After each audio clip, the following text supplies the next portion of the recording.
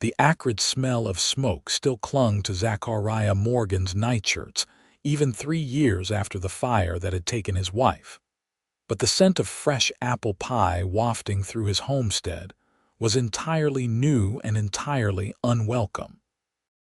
Standing in the doorway of his own kitchen, Zachariah felt like a trespasser, watching as the slender woman with auburn hair tied back in a practical bun moved about his kitchen with an easy confidence that made his jaw clench.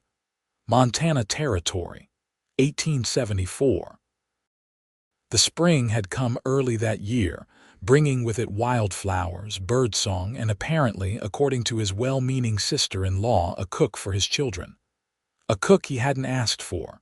A cook he didn't want. Papa. 7-year-old Timothy came barreling around the corner, practically colliding with Zachariah's legs. Miss Delilah made pie. Real pie, Papa, with apples. Zachariah's hand fell automatically to his son's dark hair, so like his mother's had been. I can see that, Tim. And she didn't burn nothing, not even the edges. Timothy continued enthusiastically, either not noticing or choosing to ignore his father's stiff posture. The woman Delilah turned then, a flush rising to her cheeks when she saw Zachariah standing there. She quickly wiped her hands on her apron, a simple cotton thing that somehow looked different from the one his late wife Martha had worn when cooking in this very same kitchen. "Mr. Morgan," she said, her voice carrying a slight tremor that she immediately seemed to rein in. "I hope you don't mind. Your sister-in-law mentioned how much the children love apple pie, and I found some preserved apples in the cellar." "Those were my wife's," Zachariah said before he could stop himself, the words coming out harsher than he'd intended. Delilah Winters paled slightly, her green eyes widening. "I'm so sorry. I didn't realize. It's fine," he cut her off, not wanting to hear her apologies. "What's done is done." 5-year-old Tabitha appeared in the doorway that led to the small bedroom she shared with her brother. Unlike Timothy's exuberance, she regarded the newcomer with solemn brown eyes, thumb hovering near her mouth, a habit Zachariah had been trying to break for months. "The pie smells nice," Tabitha offered quietly, and Zachariah felt a pang in his chest at the hesitant hope in his daughter's voice. Delilah smiled at the little girl, her entire face softening. "Thank you, Tabitha. Would you like to help me set the table? It should be cool enough to eat after supper." Zachariah cleared his throat. "Miss Winters, a word outside, if you please." Without waiting for her response, he turned and strode out onto the porch, breathing in the clean mountain air, trying to clear his head of the confusing sense of home and hearth and woman that didn't belong to his past. The door creaked open behind him, and Delilah Winters stepped out, leaving a respectful distance between them. She was younger than he'd expected when his sister-in-law, Clara, had first mentioned sending a cook, perhaps 25 or so, but there was a steadiness to her that spoke of someone who had weathered her own storms. "Mr. Morgan, I understand this must be difficult." "You don't understand anything, Miss Winters," Zachariah interrupted, keeping his voice low so the children wouldn't hear. "I don't need help. I don't want help. Clara took it upon herself to hire you without my permission." Delilah squared her shoulders, and for the first time, he noticed a spark of stubbornness in those green eyes. "With all due respect, sir, your sister-in-law was concerned about the children. She said you've been running yourself ragged trying to manage the ranch and care for them alone." "That's my business, not Clara's, and certainly not yours. The children need proper meals, and I feed my children just fine," Zachariah growled, though the guilty knowledge that Timothy and Tabitha had eaten more beans and biscuits in the past 3 years than any children should have to endure sat heavy in his stomach. Delilah drew a deep breath, and he could see her counting to 10 in her head before she responded. "Mr. Morgan, I've been hired for 6 months. I've traveled all the way from Denver for this position.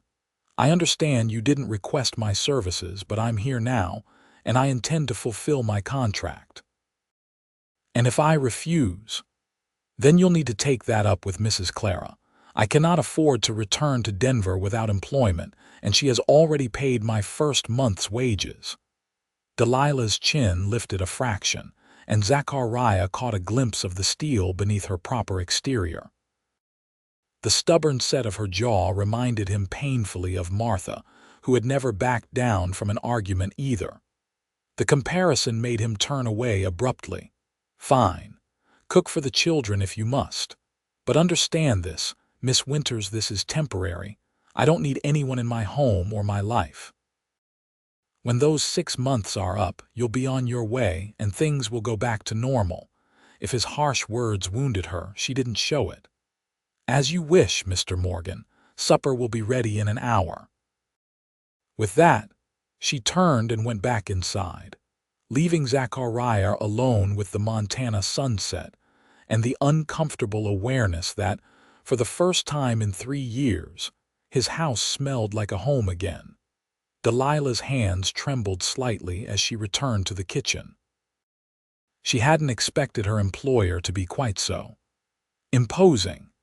Zachariah Morgan stood well over 6 feet tall, with broad shoulders that spoke of years of hard physical labor. His dark hair was too long, curling at the collar of his worn cotton shirt, and a beard covered the lower half of his face, making his expression difficult to read. But those eyes, piercing blue and filled with such raw pain, had caught her off guard. Clara Morgan had warned her, of course. "My brother-in-law is still grieving," she'd said when she'd offered Delilah the position. "The fire took Martha 3 years ago, but some days it seems like it happened yesterday to him. The children need someone to care for them properly, though Zach would never admit it." What Clara hadn't mentioned was the air of barely contained fury that seemed to emanate from the man, as if he were perpetually angry at the world for continuing to turn without his wife in it. "Is Papa mad at you?" Timothy asked, helping his little sister climb onto a chair at the kitchen table. Delilah forced a smile. "No, sweetheart, your father and I were just discussing my duties here." "Papa's mad at everybody," Tabitha said matter-of-factly, reaching for a wooden spoon to play with. "Ever since Mama went to heaven in the fire." The simple statement, delivered with a child's blunt honesty, made Delilah's heart constrict. She moved to the stove, checking the stew she'd put on earlier. "Well, I'm not scared of a little grumpiness. My own father could out-grump a bear with a thorn in its paw." This earned her a giggle from Timothy. "You talk funny sometimes, Miss Delilah." "Do I?" she smiled, genuinely this time. "I suppose I do have some expressions that might sound odd to Montana ears." As she prepared supper, Delilah tried to push away thoughts of her new employer. She had known this position wouldn't be easy, a widower with 2 young children, living on an isolated ranch, but she needed the work desperately. After her father's death had left her with nothing but debts, she'd been forced to leave the only home she'd ever known in Denver. Clara Morgan, whom she'd met through the church's aid society, had offered her this position just when Delilah had begun to despair. 6 months. She just needed to last 6 months, save every penny she could, and then perhaps she could establish herself somewhere, maybe open a small bakery or find work as a schoolteacher. She had options more than many women in her position. The sound of heavy boots on the porch announced Zachariah's return. Delilah straightened her apron and took a deep breath, preparing herself to face those haunted blue eyes again. But Zachariah didn't come into the kitchen. They heard the front door open and close, and then nothing. "Papa always eats in his room," Timothy explained, seeing Delilah's confused expression. "Ever since the fire." Delilah frowned. "Well, that won't do. Families should eat together." "We're not much of a family anymore," Tabitha said softly, and Delilah had to turn away to hide the tears that sprang to her eyes at the child's words. "Nonsense," she said once she'd composed herself. "You're still a family. Different perhaps, but still a family." She ladled stew into 3 bowls. "Timothy, would you please take this to your father while I serve you and your sister?" The boy looked uncertain. "Papa doesn't like to be bothered." "It's not bothering him to bring him his supper," Delilah said firmly. "Go on now." After a moment's hesitation, Timothy carefully took the bowl and a spoon and disappeared down the hallway. Delilah served Tabitha and then herself, saying a quick grace before they began to eat. A few minutes later, Timothy returned, his expression puzzled. "Papa said thank you," he reported. "He never says thank you for food." Delilah smiled, counting it as a small victory. "Well, good manners are important even when we're feeling sad or angry." "Are you going to teach us manners?" Tabitha asked, a bit of stew dribbling down her chin. Delilah gently wiped it away with a napkin. "I'm here to cook for you, but I suppose a few lessons in manners wouldn't hurt anyone." After supper, as promised, she served the apple pie, making sure to set aside a generous slice for Zachariah. When the children had been washed and put to bed, another task Delilah took upon herself. Noticing the grateful if guarded look Zachariah gave her when she found herself alone in the kitchen, cleaning up the last of the dishes. The house was quiet, save for the occasional creak of the wooden beams settling. It was a solid home, Delilah thought. Spacious by frontier standards, with 3 bedrooms, a good-sized kitchen, and a comfortable parlor. Signs of the fire that had claimed Martha Morgan's life were evident in the newer wood of the western wall and roof, contrasting with the weathered timber of the original structure. Delilah was just placing the last dried plate in the cupboard when a floorboard creaked behind her. She turned to find Zachariah standing in the doorway, his empty bowl and pie plate in hand. "The children are asleep," he said, his deep voice startling in the quiet kitchen. "Yes," Delilah responded. "They went down easily enough. Tabitha wanted me to tell her a story, so I shared one my father used to tell me about a princess who saved herself from a dragon." A faint smile tugged at the corner of Zachariah's mouth, so briefly that Delilah thought she might have imagined it. Martha used to tell them stories about clever girls, too. Never cared for the ones where the princess just waited around to be rescued. The mention of his late wife seemed to surprise even him, and his expression immediately shuddered once more. He placed his dishes on the counter. "The meal was good," he said stiffly. "Thank you." Delilah nodded, accepting both the compliment and the olive branch it represented. "You're welcome, Mr. Morgan." "Zachariah," he corrected, then added gruffly, "or Zach. No need for formalities if you're going to be here for 6 months. "Zachariah," she repeated, testing the name. "Then you must call me Delilah." He nodded once, then turned to leave, but paused in the doorway. Without looking back at her, he said, "The children, they seemed happy tonight, at supper."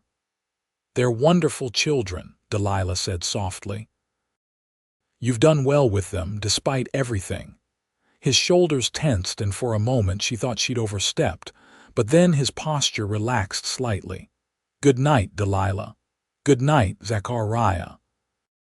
After he'd gone, Delilah finished tidying the kitchen, then made her way to the small room Clara had told her would be hers, Martha's sewing room, converted to a bedroom for her use. As she prepared for bed, she caught herself wondering about the man whose grief seemed to fill every corner of this house, and whether 6 months would be enough time to bring some measure of peace to this fractured family. The first week passed in a cautious dance of boundaries and routines. Delilah rose before dawn each day, preparing breakfast for the family and packing a midday meal for Zachariah to take with him as he worked the ranch. The children quickly warmed to her, especially once they realized she didn't mind their questions or their help in the kitchen. Zachariah remained distant, though Delilah noticed small changes. By the third day, he had begun taking his meals at the table with them, albeit silently. By the fifth day, he occasionally responded to the children's chatter with more than single-word answers. On the seventh day, a Sunday, Delilah rose to find Zachariah already awake, dressed in a clean shirt that looked as though it had been pressed for the occasion. "We'll be attending church in town today," he informed her as she entered the kitchen. "The wagon will be ready in an hour." Delilah nodded, surprised but pleased. "I'll have breakfast ready quickly and make sure the children are dressed appropriately." The town of Pine Creek was a modest settlement about 5 miles from the Morgan Ranch. The church was a simple white painted building with a small steeple, surrounded by hitching posts where several wagons and horses were already tethered when they arrived. Delilah felt eyes on them as Zachariah helped her down from the wagon before lifting Tabitha and setting Timothy on his feet. It had been some time, she gathered, since the Morgan family had been seen in town. A plump, friendly-faced woman hurried over to them, her expression a mixture of surprise and delight. "Zach Morgan, as I live and breathe, and you've brought the little ones." She knelt to Timothy and Tabitha's level. "My goodness, how you've both grown." "Hello, Mrs. Peterson," Zachariah said, his tone polite but reserved. "This is Miss Delilah Winters. She's helping with the children." Mrs. Peterson's eyes widened with interest as she turned to Delilah. "Is that so? Well, welcome to Pine Creek, Miss Winters. I'm Ellen Peterson. My husband runs the general store." "Pleased to meet you, Mrs. Peterson," Delilah replied warmly. As they made their way into the church, more townspeople approached, each seeming genuinely surprised and pleased to see Zachariah and the children. Delilah noticed how he tensed with each interaction, offering only the briefest responses necessary for politeness. A tall, distinguished-looking man with silver at his temples made his way through the crowd. "Zachariah," he said, extending his hand. "It's good to see you, son." Zachariah shook the man's hand. "Dr. Williams." The doctor's kind eyes moved to Delilah. "And who might this be?" "Delilah Winters," she introduced herself. "I'm the new cook for the Morgan household." "Ah," Dr. Williams said, his expression revealing nothing, though Delilah sensed a depth of understanding in his gaze. "A pleasure to meet you, Miss Winters. I hope you're finding Montana agreeable." "Very much so, though I've seen little beyond the ranch thus far." The doctor nodded, then turned his attention to the children, asking Timothy about his recent birthday and complimenting Tabitha on her neatly braided hair, which Delilah had arranged that morning. During the service, Delilah was acutely aware of Zachariah beside her, his large frame rigid as if he expected an attack at any moment. The children sat quietly, Timothy occasionally fidgeting until a stern look from his father stilled him. The sermon spoke of renewal and second chances, and Delilah couldn't help but wonder if Zachariah heard the same message she did, or if the words fell on deaf ears, blocked by the wall of grief he'd built around himself. After the service, several women approached Delilah, introducing themselves and extending invitations for tea or offers of assistance, should she need anything at the ranch. She accepted their kindness graciously, aware that they were likely curious about her presence in the Morgan household as much as they were genuinely welcoming. "Your family is well liked in the community," Delilah observed as they rode back to the ranch, the children dozing in the back of the wagon after the excitement of the morning. Zachariah's hands tightened on the reins. "Martha was well liked," he corrected. "She was born here. Everyone knew her." "And you?" Delilah asked, curiosity overcoming her usual caution around personal questions. He was silent for so long that she thought he wouldn't answer. Then, just as the ranch came into view, he said, "I came here from Texas after the war, bought the land, built the house." People respect that, even if they don't particularly warm to newcomers. The war. Delilah glanced at him, trying to calculate his age. He couldn't be much past 35. "I was young," he said, seeming to read her thoughts. 16 when I enlisted, though I told them I was 18. Fought for the Union, saw things no boy should see. His jaw tightened. Came west afterward looking for something different, found Martha. It was the most he'd spoken about himself since she'd arrived, and Delilah remained quiet, afraid that any response might cause him to retreat behind his walls again. As they approached the house, Zachariah abruptly asked, "What about you? What brought you to Montana Territory?" Delilah smoothed her skirts, considering her answer. "Necessity, primarily. My father died last winter, leaving significant debts.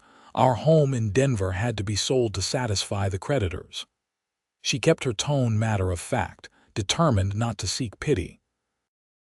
"I needed employment, and Clara Morgan's offer was providential." Zachariah nodded, his expression unreadable. "Life has a way of pushing us where we need to go, whether we want to go there or not." The observation, spoken with such quiet certainty, stayed with Delilah long after they'd returned home and settled back into their routine. That night, as she wrote in her journal by lamplight, she found herself wondering what forces had pushed Zachariah Morgan from the battlefields of the Civil War to this remote Montana ranch, and what cruel twist of fate had then taken his wife, leaving him alone with 2 children and a grief so profound it seemed to have consumed whatever man he'd been before. As April turned to May, the ranch bloomed with new life. Wildflowers carpeted the meadows surrounding the house, and the garden Delilah had coaxed back to life began producing tender spring vegetables. The children spent more time outdoors, their pale winter complexions giving way to the healthy glow of sun-kissed skin. Zachariah's schedule kept him busy from dawn until dusk most days. The spring calving season demanded constant attention, and when he wasn't tending to the cattle, there were endless repairs and improvements to be made around the property. Still, Delilah noticed small changes in his behavior that suggested he was slowly adjusting to her presence. He began lingering at the breakfast table, occasionally commenting on the day's weather or asking Timothy about his chores. At supper, he sometimes shared brief anecdotes about the ranch work or asked Tabitha about the flowers she'd collected. These moments were like rays of sunlight breaking through storm clouds, brief, but illuminating glimpses of the man behind the grief. One evening, after the children had been put to bed, Delilah was sitting on the porch, enjoying the cool evening air and mending one of Timothy's shirts, when Zachariah emerged from the barn and approached the house. He paused at the bottom of the porch steps, seeming surprised to find her there. "Pleasant evening," he commented, removing his hat and running a hand through his dark hair. "It is," Delilah agreed. "Would you care to join me? I've made some lemonade." After a moment's hesitation, Zachariah nodded and climbed the steps, settling into the chair beside her. Delilah poured him a glass from the pitcher she'd brought outside, then resumed her mending. They sat in companionable silence for several minutes, listening to the chorus of crickets and the occasional distant lowing of cattle. Finally, Zachariah spoke. "The children seem happier since you arrived." Delilah glanced up from her needle. "They're wonderful children. They just needed a bit of routine, I think, and perhaps some attention that isn't clouded by grief." She worried immediately that she'd overstepped, but Zachariah merely nodded, his eyes fixed on the distant mountains. "I know I haven't been what they needed," he said quietly. "After Martha, I could barely get through each day myself, let alone help them through their pain." You've kept them safe and provided for them, Delilah said gently. That's no small thing, Zachariah. He turned to look at her then, his blue eyes searching her face as if trying to determine her sincerity. Clara says I've been half alive since the fire. Maybe she's right. What happened? Delilah asked softly, setting aside her mending. If you don't mind my asking. Zachariah was silent for so long that she thought he wouldn't answer. Then he took a deep breath and began to speak, his voice low and controlled, as if keeping the emotion at bay through sheer force of will. It was a spring night, much like this one. We'd gone to bed early. Martha was expecting again, about 4 months along, and tired easily. I woke to the smell of smoke. The west side of the house, where the kitchen was already engulfed. I got the children out first, then went back for Martha. He paused, taking a long drink of lemonade, though Delilah suspected he didn't taste it at all. She'd gone toward the nursery. We just started setting it up for the baby. The roof collapsed before I could reach her. Dr. Williams and some men from town arrived just as I was trying to go back in. Took 4 of them to hold me back. His hand tightened on the glass. By morning, half the house was gone, and Martha with it. Delilah's eyes filled with tears. I'm so sorry, Zachariah. I can't imagine such loss. The town helped rebuild the house that summer, he continued, as if he hadn't heard her. But it never felt like home again. Martha was home. Impulsively, Delilah reached out and placed her hand over his. She sounds like she was an extraordinary woman. Zachariah looked down at their hands but didn't pull away. She was strong, stubborn, kind. She loved this land almost as much as I do. A ghost of a smile touched his lips. She used to say God gave her 2 babies to raise Timothy and me. She would be proud of how you've carried on, Delilah said softly. Zachariah finally withdrew his hand, rising to his feet. No, he said, his voice rough. She'd be ashamed of how I've let grief consume me, how I've failed her children. Before Delilah could respond, he was down the steps and striding back toward the barn, his shoulders rigid with tension. Delilah remained on the porch long after he'd disappeared from view, her heart aching for the broken family she'd come to care for far more deeply than she'd expected. The next morning, Zachariah was gone before dawn, leaving only a brief note saying he needed to ride to the north pasture and wouldn't be back until late.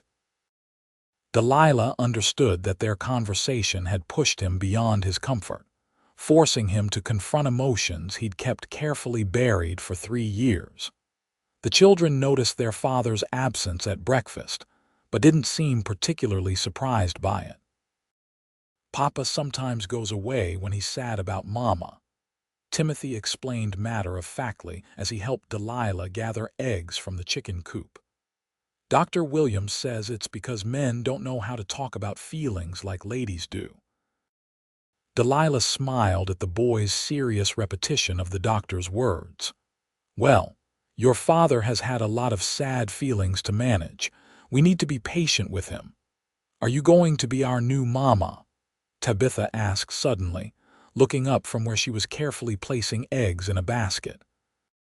The question caught Delilah completely off guard. What? No, sweetheart. I'm just here to cook and help take care of you for a while. Tabitha's face fell. But you make Papa smile sometimes, and you braid my hair like Mama used to, and you don't get mad when Timothy asks too many questions. Delilah knelt down to the little girl's level. I care about you and your brother very much, Tabitha, and your father too, but that doesn't mean I'm trying to replace your mother. No one could ever do that. But Mama's not coming back, Timothy said, his voice wavering slightly. And Papa's still so sad all the time, except when you're around. Then he's different. Delilah wasn't sure how to respond to the children's observations. Had Zachariah's behavior toward her been noticeably different? She'd attributed any warmth to his gradual adjustment to having another adult in the house, not to any particular feelings toward her personally. "Your father and I are becoming friends," she said carefully. "That's all. Now let's get these eggs inside and start on those biscuits I promised you." But the children's words stayed with her throughout the day. As she kneaded dough for bread, she found herself thinking of Zachariah's rare smiles, how his eyes seemed to seek her out across the supper table, the way he'd lingered on the porch the night before, sharing his most painful memories. And if she were being honest with herself, she would have to admit that her own feelings had grown complicated as well. She admired his strength and dedication to his children, despite his grief. She found herself looking forward to those quiet moments when they would sit together in the evening after the children were asleep, sometimes talking, sometimes just sharing the comfortable silence. But whatever might be growing between them, Delilah reminded herself firmly she was still just the cook, an employee with a 6-month contract. Whatever feelings might be developing would only lead to heartache when it came time for her to leave. Zachariah returned well after sunset, his clothes dusty from the trail. He accepted the plate of food Delilah had kept warm for him with a quiet thank you, but avoided meeting her eyes. The next few days followed a similar pattern. Zachariah left early and returned late, speaking only when necessary, retreating behind the walls of grief and reserve that had begun to lower in recent weeks. On the 4th day of this new distance, Delilah decided she'd had enough. After putting the children to bed, she waited on the porch, determined to confront Zachariah when he returned from the barn, where he'd taken to spending his evenings. The sky had darkened to a deep indigo, stars emerging like scattered diamonds across the vast Montana night, when she finally saw his tall figure approaching from the barn. He slowed when he saw her waiting, but continued up the steps to the porch. "We need to talk," Delilah said without preamble. Zachariah sighed, removing his hat and running a hand through his hair, a gesture she'd come to recognize as a sign of discomfort. "It's late, Delilah." "Yes, it is," she agreed. "And you've been avoiding me for days. The children have noticed, Zachariah. They think they've done something wrong." That got his attention, his blue eyes shadowed in the dim light from the window fixed on her face. "They haven't. This isn't about them." "Then what is it about?" Delilah pressed. "Is it because you shared your memories of Martha with me, because I touched your hand? Or is it something else entirely?" Zachariah leaned against the porch railing, his posture tense. "It's about boundaries. I've allowed things to become confused." "Confused how?" "You're here to cook for my children," he said flatly. "Not to become involved in our lives, not to."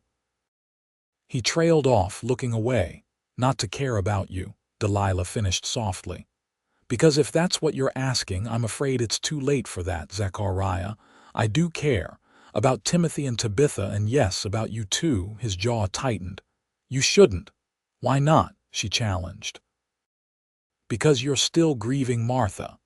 Because you think caring for someone else somehow dishonors her memory." "You don't understand," he said, his voice rough with emotion.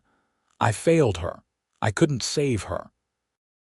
And you think punishing yourself by refusing to live, refusing to feel anything but grief, will somehow make that right." Delilah stepped closer to him, her own emotions rising to the surface. "Zachariah, from everything you've told me about Martha, do you honestly believe she would want you to spend the rest of your life alone, drowning in guilt and grief?" "It doesn't matter what she would want," he said harshly. "She's gone, and I'm still here, raising our children without her." "Yes, you are," Delilah agreed. "And those children need a father who's fully present, not just physically but emotionally. They need to see that it's possible to experience joy again, to love again, even after terrible loss." Zachariah was silent for a long moment, staring out at the darkened ranch. Finally, he said, "I don't know if I can be that man, Delilah. I don't know if I remember how." The vulnerability in his admission made Delilah's heart ache. Without thinking, she reached out and placed her hand on his arm. "You don't have to know right now. You just have to be willing to try." He looked down at her hand, then met her gaze, his eyes reflecting a complex mixture of fear, grief, and something else, something that made Delilah's breath catch in her throat. "And if I fail?" he asked quietly. "Then you try again," she said simply. "That's all any of us can do, Zachariah." For a moment she thought he might reach for her, but instead he straightened and replaced his hat. "Good night, Delilah," he said, his voice gentle but firm, marking the end of their conversation. As she watched him disappear into the house, Delilah wondered if she'd overstepped, pushed too hard. But something told her that the walls Zachariah Morgan had built around his heart were beginning to crumble, whether he was ready for it or not. The following Sunday, a spring thunderstorm kept them from attending church. By mid-morning, the rain was coming down in sheets, drumming against the roof and streaming down the windows. The children, restless with confinement, begged for entertainment. "Can we bake cookies, Miss Delilah?" Tabitha asked, pressing her nose against the window glass, watching raindrops race down the pane. "We could," Delilah agreed, "but I thought we might try something different today." "Have you ever made paper dolls?" Timothy made a face. "That's for girls." "Not necessarily," Delilah countered. "Men design buildings and draw maps all the time. It takes the same kind of skill and patience." This seemed to mollify the boy somewhat, and soon Delilah had them seated at the kitchen table with paper, scissors, and colored pencils she'd brought from Denver. She showed them how to fold the paper to create a chain of dolls, then helped them cut out clothing and accessories. Zachariah found them there an hour later when he came in from checking the barn. He stood in the doorway, watching as Delilah helped Tabitha color a tiny paper dress, while Timothy concentrated on giving his paper cowboy a properly stern expression. "Papa, look!" Tabitha held up her creation proudly. "Miss Delilah showed us how to make paper people." Zachariah approached the table, examining the children's work with apparent interest. "That's very fine, Tabitha. And yours too, Tim." "Miss Delilah says I could be an artist someday," Timothy informed him seriously. "Or maybe an architect, which is a person who builds buildings on paper first." "Is that so?" Zachariah's eyes met Delilah's over the children's heads. "Miss Delilah is right. You've always had a good eye for detail." The simple affirmation made Timothy beam with pride, and Delilah felt a rush of warmth toward Zachariah for recognizing the moment's importance. "Would you like to join us, Mr. Morgan?" she asked, gesturing to the empty chair at the table. "There's plenty of paper." She expected him to refuse, to retreat to his bedroom or find some chore that needed immediate attention despite the storm. Instead, to her surprise, he pulled out the chair and sat down. "I'm not much of an artist," he warned, accepting the paper Delilah handed him. "Martha used to tease me that my stick figures all looked like they had some terrible disease." The casual mention of his wife, spoken with fondness rather than pain, marked a subtle but significant shift. Delilah smiled encouragingly. "Well, practice makes perfect, and I'm sure Timothy and Tabitha will be happy to give you some pointers." The children giggled at the idea of teaching their father, and soon the four of them were working companionably, the sound of the rain a soothing backdrop to their creative endeavors. Zachariah's large hands, more accustomed to ropes and reins than scissors and pencils, moved awkwardly at first. But he persisted, his brow furrowed in concentration as he carefully cut out a figure that bore a striking resemblance to a certain auburn-haired cook. Delilah pretended not to notice, but her cheeks grew warm when Timothy pointed it out. "Papa, your lady looks like Miss Delilah." Zachariah glanced up, meeting Delilah's eyes briefly before returning his attention to his paper creation. Does it? I suppose it might at that. The afternoon passed in a blur of creativity and laughter. Zachariah gradually relaxed, even joining in when Delilah suggested they use their paper dolls to act out a story. By the time they stopped to prepare supper, the table was covered with colorful paper figures, and elaborate tales had been constructed about each one. As they cleared away the art supplies, Zachariah's hand brushed against Delilah's, and this time, neither of them pulled away immediately.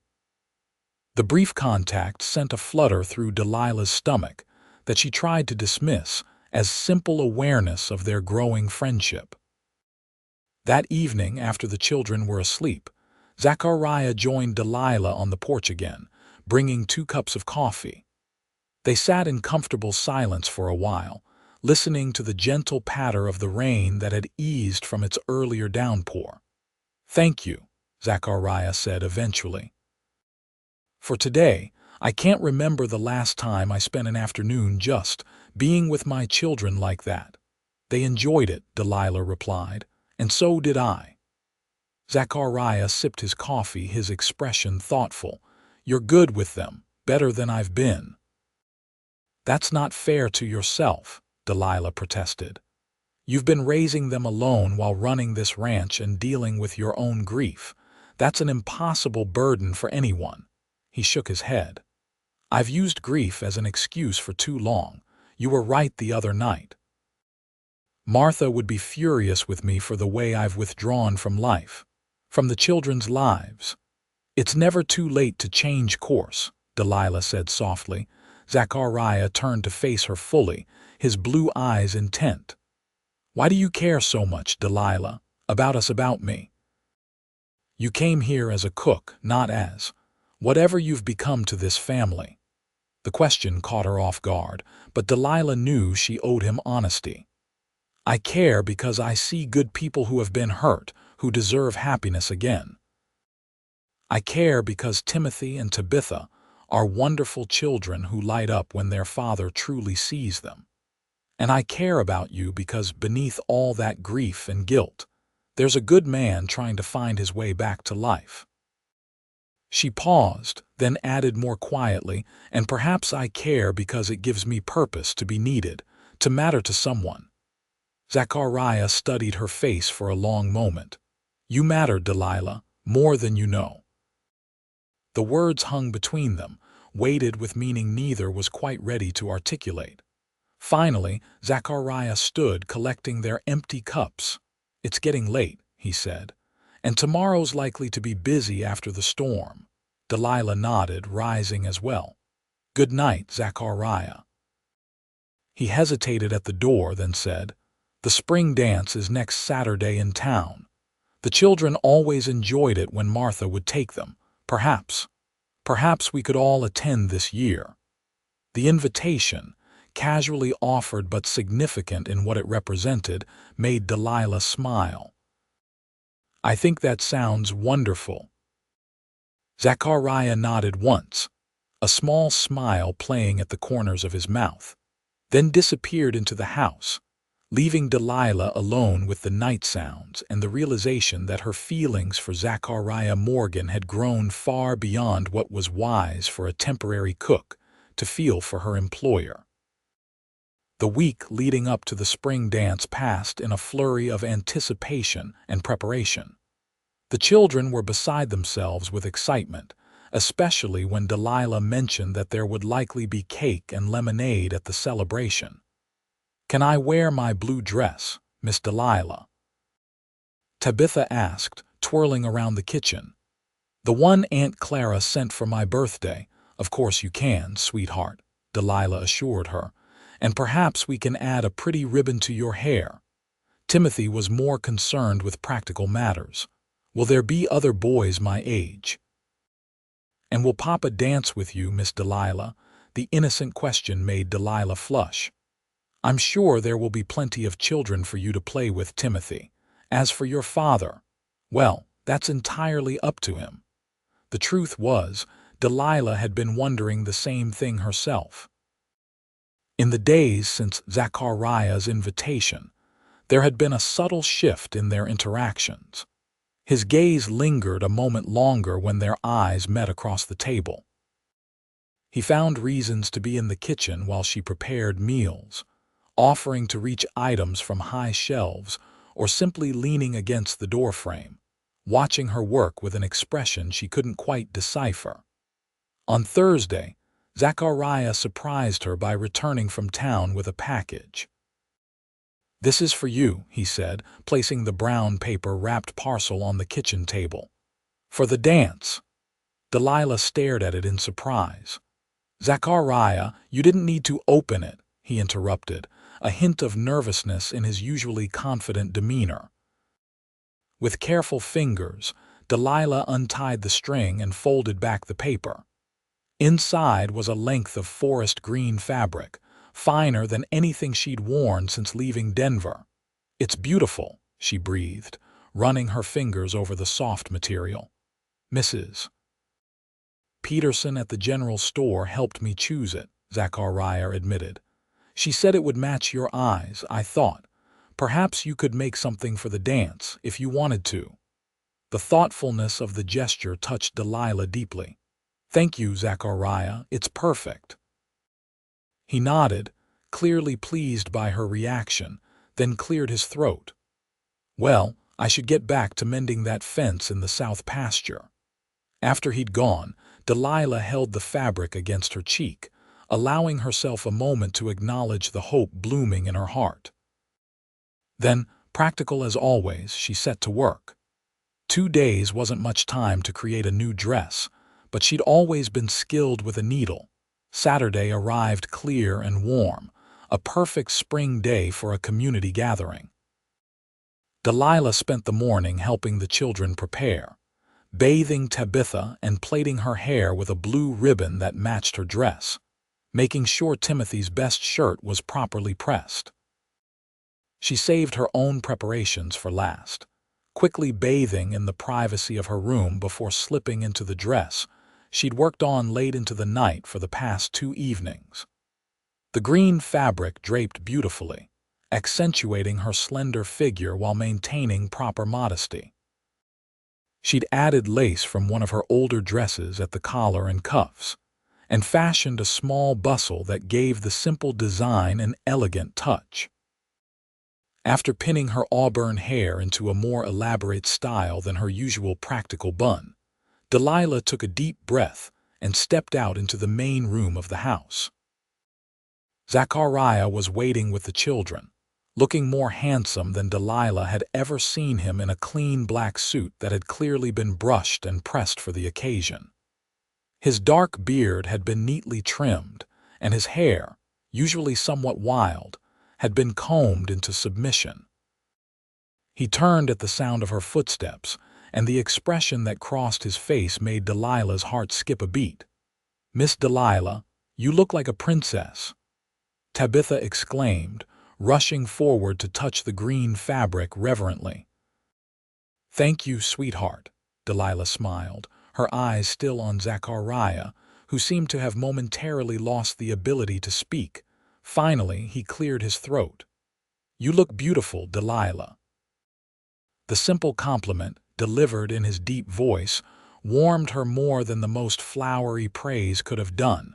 "Thank you," she said softly. "And thank you again for the fabric. It was very thoughtful." Timothy, growing impatient with the adults' exchange of pleasantries, tugged at his father's sleeve. "Can we go now, Papa, before all the cake is gone?" Zachariah laughed, a sound that still surprised Delilah with its rarity. "Yes, son, we can go. The wagon's ready." The town hall had been transformed for the spring dance, with wildflowers and ribbons decorating every available surface. A small band was set up in one corner, playing lively tunes that had several couples already dancing despite the early hour. As they entered, Delilah felt the curious gazes of the townspeople.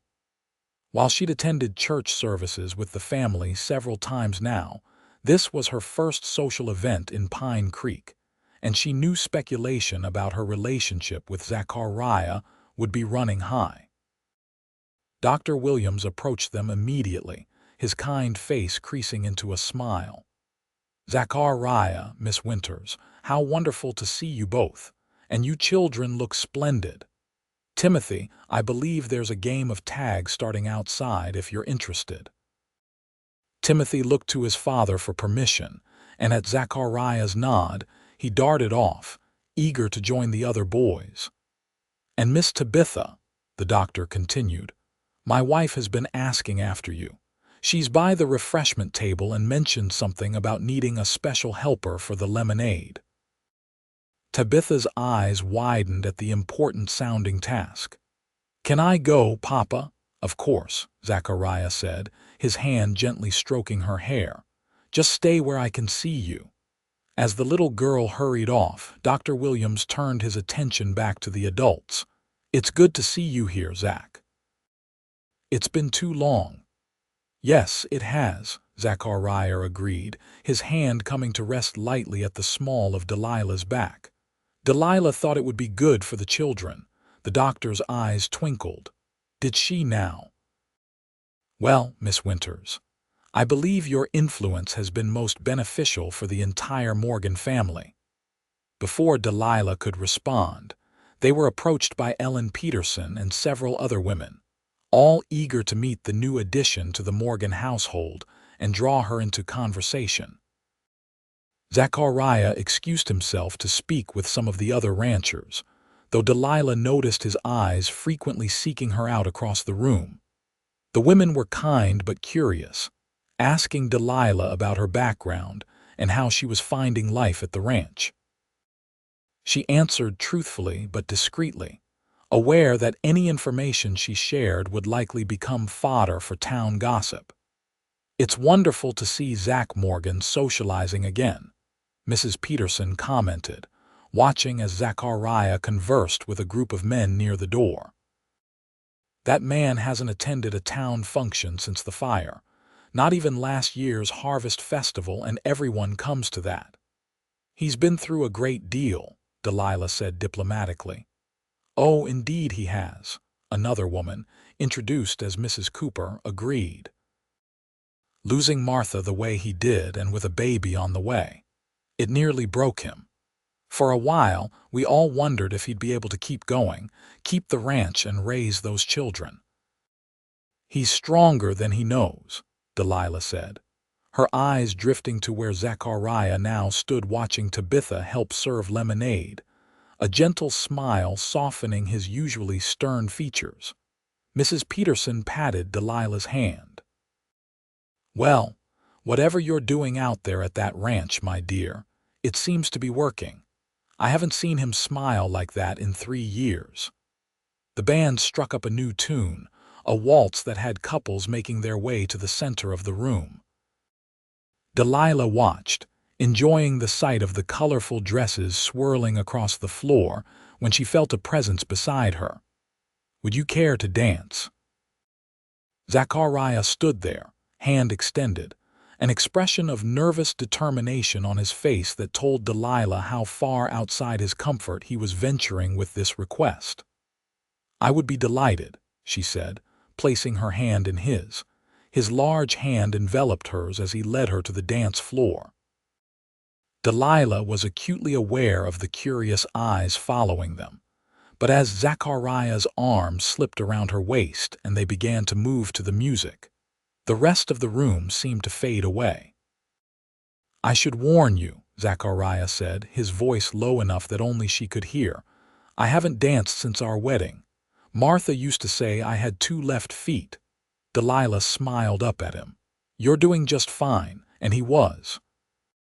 His movements were a bit stiff at first, but he had a natural sense of rhythm, and as the dance continued he relaxed, guiding her more confidently around the floor.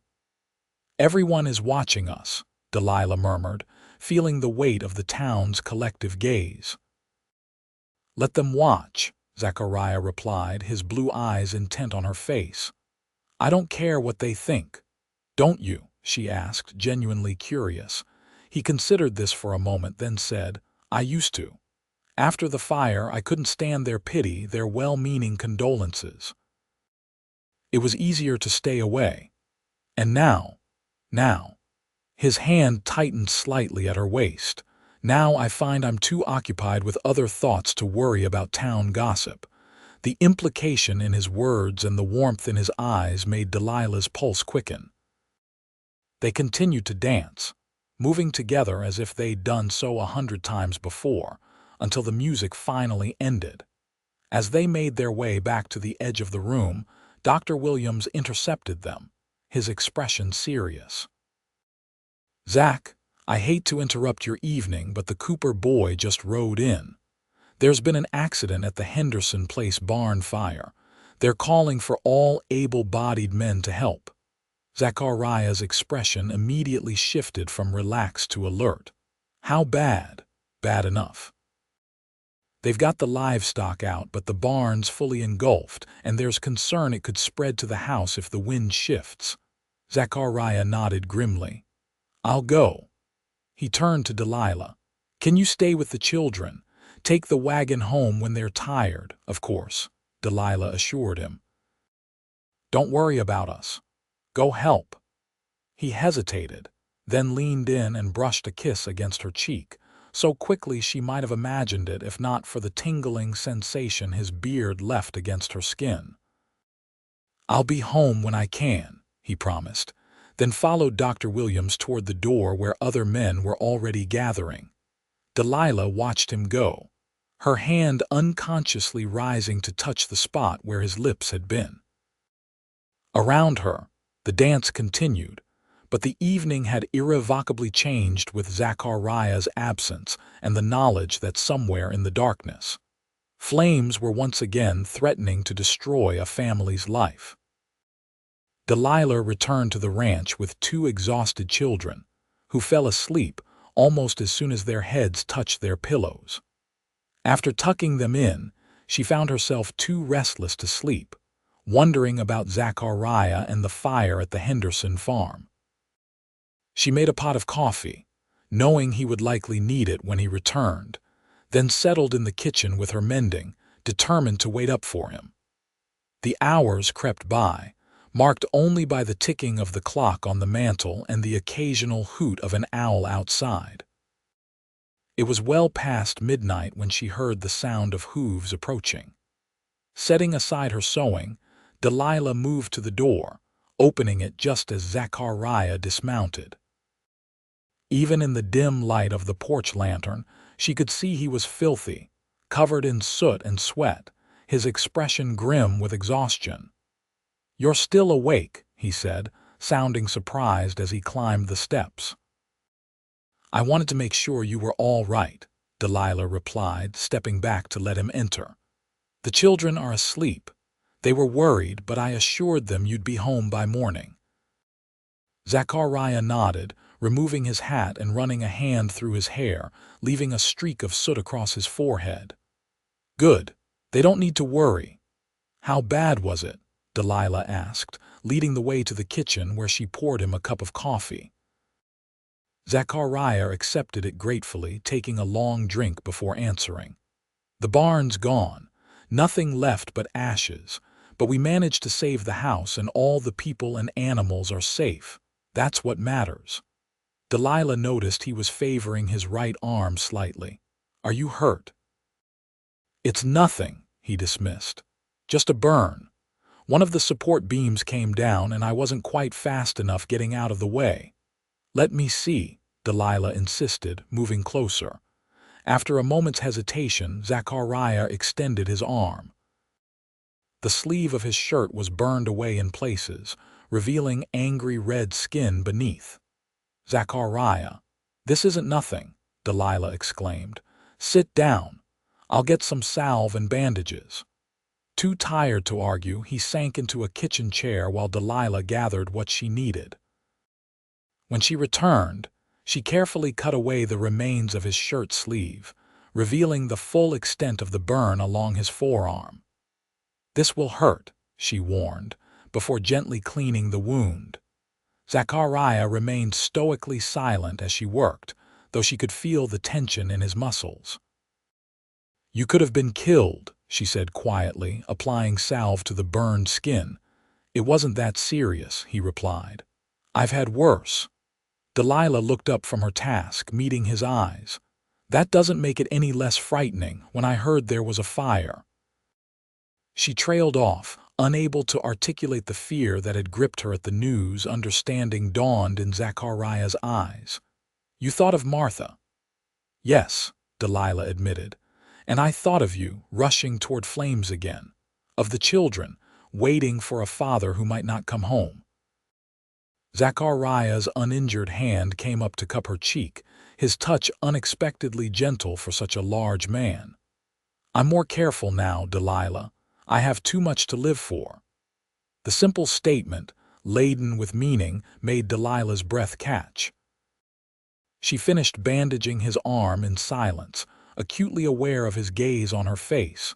When she was done, she began to gather the supplies, but Zachariah caught her wrist, stopping her. "Delilah," he said, his voice low and serious, "I need to tell you something." She sat back down, her heart beating rapidly. "What is it?" Zachariah took a deep breath. "When the beam came down tonight, when I felt the heat of those flames, I wasn't thinking about Martha. I wasn't reliving that night 3 years ago." He paused, his blue eyes intense. "I was thinking about you, about getting home to you and the children." Delilah felt tears spring to her eyes at his words. "Zachariah, I know it's too soon," he continued.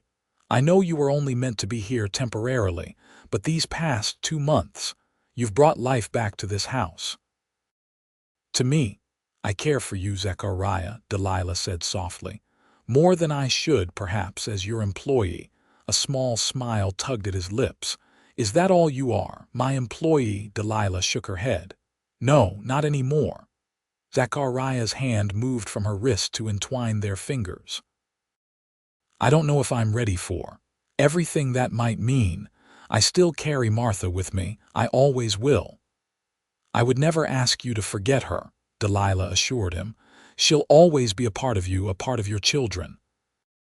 "But I'm beginning to understand that remembering her doesn't mean I can't also look forward," Zachariah said.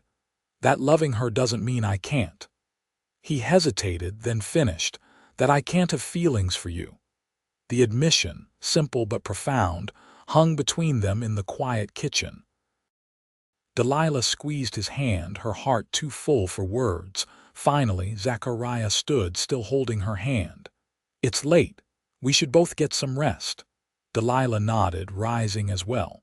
"Good night, Zachariah." He walked her to her bedroom door, then hesitated, as if debating something within himself. Finally, he leaned down and pressed a gentle kiss to her forehead. "Thank you," he said quietly, "for waiting up, for taking care of the children, for everything." As Delilah closed her bedroom door and prepared for bed, she knew that something fundamental had shifted between them. The walls around Zachariah's heart hadn't fully crumbled, but a door had definitely been opened, a door through which hope and new beginnings might enter. The weeks that followed brought a gradual but unmistakable transformation to the Morgan household. Zachariah began taking his meals with the family, not out of obligation but genuine desire for their company. In the evenings, instead of retreating to the barn or his bedroom, he would join Delilah and the children in the parlor, sometimes reading aloud from one of the few books they possessed, other times simply talking about their day. The children bloomed under this new attention from their father. Timothy began following Zachariah around the ranch whenever possible, eager to learn the skills that would someday make him a rancher in his own right. Tabitha, always more reserved, began to seek out her father for comfort as readily as she did Delilah, climbing into his lap in the evenings with a doll or a question. As for Zachariah and Delilah, their relationship developed slowly, cautiously, each step forward deliberate and thoughtful. There were moments when grief would temporarily reclaim him: Martha's birthday, the anniversary of their wedding, and Delilah learned to give him space during these times, understanding that healing wasn't a straight path. But there were also moments of surprising joy. Zachariah teaching Delilah to ride a horse properly, their hands brushing as they worked together in the garden, quiet conversations on the porch long after the children were asleep. Their first real kiss came on a warm June evening, nearly 3 months after Delilah's arrival at the ranch.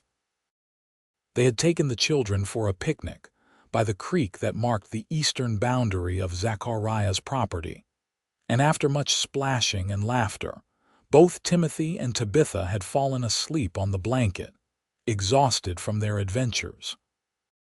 As the sun began to set, painting the Montana sky in brilliant oranges and pinks, Zachariah and Delilah sat side by side on a fallen log, watching the peaceful scene. "I never thought I'd feel this way again," Zachariah said suddenly, his voice low to avoid waking the children. "Content, hopeful." Delilah smiled, understanding what the admission cost him. "I'm glad you do." He turned to look at her, his blue eyes serious. "You've changed everything, Delilah. You came here to cook for my children, but you've done so much more than that." "They're wonderful children," she said. "And you're a good man who deserved a second chance at happiness." Zachariah's hand found hers, their fingers intertwining naturally now after weeks of such small intimacies. "And you, what do you deserve?" Delilah considered the question, thinking of the journey that had brought her to this place, this moment. "I think I've found what I deserve," she said softly. "A purpose, a place where I'm needed, people to care for who care for me in return." "Is that enough?" he asked, his gaze intense. "Because I find myself wanting to offer you more." Delilah's heart quickened. "What are you saying, Zachariah?" Instead of answering with words, he leaned forward and kissed her, his lips gentle against hers, asking rather than demanding. Delilah responded in kind, her free hand coming up to rest against his chest, feeling the strong, steady beat of his heart beneath her palm. When they finally parted, Zachariah rested his forehead against hers. "I'm saying that I love you, Delilah Winters, and I'm asking you to stay. Not as my cook, but as—" "As what?" Delilah prompted when he hesitated. Zachariah took a deep breath. "As my wife, if you'll have me." The proposal, though not entirely unexpected given the direction their relationship had been moving, still took Delilah's breath away. "Zachariah, are you certain? The children love you already," he finished for her. "Almost as much as I do." Tears of happiness sprang to Delilah's eyes. "Then yes. Yes, I'll stay. Yes, I'll be your wife." Zachariah kissed her again, more confidently this time, his arms drawing her close against him. When they separated, he was smiling a full, unreserved smile that transformed his face, making him look younger and more carefree than Delilah had ever seen him. "Does this mean Miss Delilah is going to be our new mama?" Timothy's sleepy voice asked from the blanket, where both children were now awake and watching the adults with interested expressions. Delilah and Zachariah exchanged a startled look, then both began to laugh. "Would you like that, Tim?"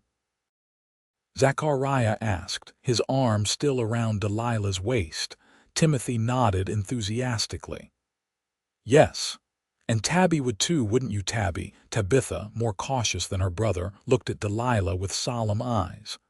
"Would you still tell me stories and braid my hair?" "Of course I would, sweetheart," Delilah assured her. "I would do all those things and more because I love you both very much." The little girl considered this, then nodded decisively. "Then yes, I would like you to be our mama." And just like that, the future rearranged itself before Delilah's eyes, no longer a solitary path forward after her 6 months were complete, but a life here, with this man and these children, in this place that had unexpectedly become home. They were married in late August, when the wildflowers were still in bloom, and before the harvest demands became too pressing. The ceremony was held at the small church in Pine Creek, with Dr. Williams giving the bride away and Clara Morgan standing proudly beside her brother-in-law as he took his vows. The children participated too, Timothy carrying the rings on a small pillow with exaggerated care, while Tabitha scattered flower petals from a basket, her solemn expression giving way to delight when the townspeople smiled and cooed at her efforts. The reception was held at the ranch, where tables had been set up in the yard and lanterns hung from tree branches to provide light as evening fell. The entire town seemed to have turned out, bringing dishes to share and good wishes for the couple. "I never thought I'd see the day," Dr. Williams commented to Delilah as they watched Zachariah swing Tabitha around in an impromptu dance. "When that fire took Martha and the baby, a light went out in Zach. We all feared it would never return. He still misses her," Delilah said. "He always will," the doctor nodded. "As he should. First loves carve a special place in our hearts, but there's room for more than one love in a lifetime if we're fortunate enough to find it." He patted her hand. "And Zach is certainly fortunate to have found you, my dear." Later, as the celebration continued around them, Zachariah drew Delilah away from the crowd, leading her to a quiet spot beneath an old oak tree at the edge of the yard. "Happy?" he asked, his arms encircling her waist. "Completely," she assured him, resting her hands on his chest. "And you?" Zachariah considered the question seriously, as was his way. "I feel whole again, not the same as before, but whole in a new way." He looked over at the gathering, where Timothy was attempting to teach some of the town boys a game he'd invented, while Tabitha sat with Clara, her eyes heavy with sleep, but determined to stay awake for every moment of the celebration. "I thought I'd lost everything that mattered when Martha died," he continued. "I couldn't see beyond my grief, couldn't imagine ever feeling anything but pain again." His eyes returned to Delilah's face, filled with a warmth that made her heart swell. "You showed me there was still life to be lived, love to be found. You saved us, Delilah, all of us." "We saved each other," she corrected gently, rising on tiptoe to kiss him. "And now we have the rest of our lives to build something beautiful together." As they rejoined the celebration, accepting congratulations and well wishes from their friends and neighbors, Delilah felt a profound sense of rightness settle over her. The path that had led her here from the loss of her father and home in Denver to this ranch in Montana had not been easy, but standing beside Zachariah, watching Timothy and Tabitha dancing with the other children, she knew with absolute certainty that she was exactly where she was meant to be. Epilogue. 5 years later, the sound of children's laughter filled the spring air as Delilah stood on the porch, watching Zachariah teach 3-year-old Zeke how to pet the new foal without startling it. The little boy, a perfect blend of both his parents with Zachariah's blue eyes and Delilah's auburn hair, listened with solemn concentration before reaching out a tentative hand to the young horse. "Gentle, that's it," Zachariah encouraged, his large hand supporting his son's much smaller one. "She's just a baby, like your sister." At the mention of his 6-month-old sister, Zeke glanced back toward the house where Delilah stood with baby Martha cradled in her arms. "Marty's too little for horses," he announced with all the authority of his 3 years. "For now," Zachariah agreed with a smile. "But she'll learn when she's bigger, just like you and Timothy and Tabitha did." Across the yard, Timothy, now 12 and growing tall, was demonstrating his roping skills for Tabitha and some of their friends from town. The ranch had become a gathering place over the years, the isolation Zachariah had once imposed giving way to regular visits from neighbors and friends. Delilah shifted baby Martha to her other arm, smiling as the infant made a contented gurgling sound. The decision to name their daughter after Zachariah's first wife had been a natural one, a way of honoring the woman who would always be a part of their family's story. "Is she hungry?" Zachariah asked, approaching the porch with Zeke now perched on his shoulders. "Not yet," Delilah replied. "Just happy, I think." Zachariah climbed the steps and bent to kiss his wife, an action that still made Delilah's heart flutter even after nearly 5 years of marriage. Like her mother, then. "And her father," Delilah added, reaching up to stroke his cheek, now clean-shaven for the warmer months. The beard would return in winter as it did every year, but Delilah had grown to love both versions of her husband equally. Zachariah's arm slipped around her waist as they stood together, watching Timothy demonstrate a particularly complex rope trick to his admiring audience. "He's getting good," Zachariah observed with pride. "Better than I was at his age." "He has a good teacher," Delilah said, leaning into his solid warmth. Life on the ranch had found its rhythm over the years. The difficult days still came moments when grief would revisit Zachariah unexpectedly, or when the older children would ask questions about their birth mother that brought tears to everyone's eyes. But these moments were balanced by countless joys. Timothy's first successful cattle drive with his father, Tabitha's discovery of a talent for drawing that had the whole town commissioning her for portraits, Zeke's first words, baby Martha's arrival. As the sun began to set, casting long shadows across the yard, Delilah called the children in for supper. They came willingly, faces flushed with play and fresh air, appetites sharpened by an afternoon of activity.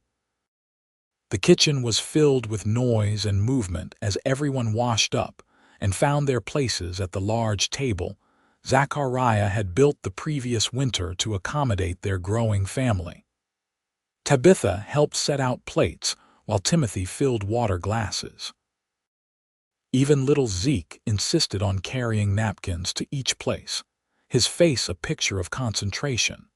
As they settled around the table, Zachariah at one end and Delilah at the other with baby Martha now sleeping in a cradle nearby, Delilah felt a wave of gratitude wash over her.